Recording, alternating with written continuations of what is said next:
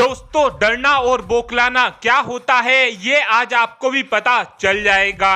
दरअसल जब से भारत और आर्मेनिया के बीच हथियारों की डील साइन हुई है, जभी से ही अजरबैजान बुरी तरीके से बौखलाया हुआ है। अजरबैजान की जभी से हालत खराब हो रही है और जब से भारत ने आर्मेनिया को हथियारों की सप्लाई शुरू की है, जब से तो अजरबैजान की तरफ से ये बात ठान ली गई थी कि हम भी आर्मेनिया को सबक सिखाएंगे और अब आर्मेनिया को सबक सिखाने के लिए अजरबैजान पाकिस्तान पहुंच चुका है, वो भी अपनी पूरी टीम लेकर। अजरबैजान की ये टीम पाकिस्तान इसलिए गई है ताकि चाइना और पाकिस्तान द्वारा बनाया गया 10th जनरेशन का फाइटर जेट यानी कि JF-17 ब्लॉक 3 खरीदा जाए। अजरबैजान का मानना है कि इस फाइटर जेट को लेने के बाद हमारी वायुसेना की शक्ति में बहुत ही ज्यादा इजाफा होगा और इस फाइटर जेट के दम पर अजरबैजान की वायुसेना को कितनी शक्ति मिलेगी, आप केवल इसी बात से ही अंदाजा लगा सकते हैं कि आज तक जितने भी देशों ने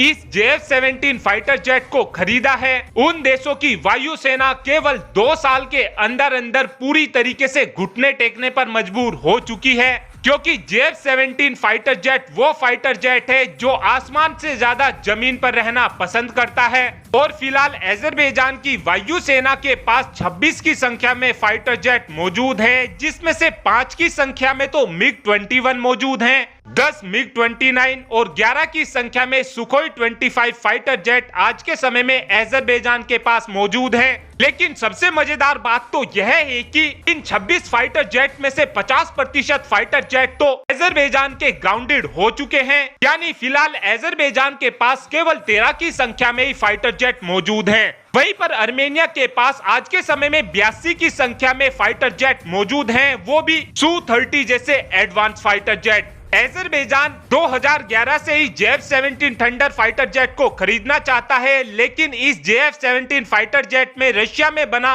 RD-33 नाम का इंजन लगा हुआ है, जिस वजह से अगर चाइना का ये फाइटर जेट किसी भी देश को बेचा जाता है तो उससे पहले रशिया की परमिशन लेनी होती है। लेकिन रशिया की तरफ से इस बात की परमिशन देना बहुत ही ज्यादा मुश्किल है, क्योंकि रशिया हमेशा से ही आर्मेनिया को सपोर्ट करता है। शुरू में अजरबैजान की तरफ से तो ये भी प्लान किया जा रहा था कि हम रशिया से Su-35 फाइटर जेट लेंगे, लेकिन इस फाइटर जेट की कीमत ज्यादा होने की वजह से अजरबैजान ने इस फाइटर जेट को लेने का प्लान कैंसिल कर दिया था।